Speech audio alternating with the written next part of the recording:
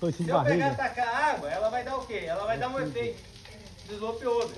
Que cheguei, ó, colocar o seguro, só vou tacar por cima, ó. Pronto. Salvou o toicinho de Vou ter barriga. certeza que o fogo já está desligado, é daqui por cima e aguardar. Retirei. Cadê o fogo de novo? Vocês lembram que eu comentei com vocês que a gente tem a temperatura do ponto de fulgor, combustão e alta ignição? A partir do momento que eu ataquei o pano sobre a panela, eu abafei o fogo sem oxigênio, não abafou? Sim. Mas a temperatura da panela não está quente ainda? Sim.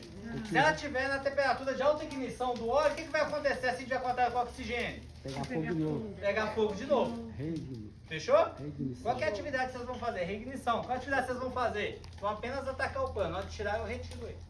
Combinado? Já pode ver o primeiro.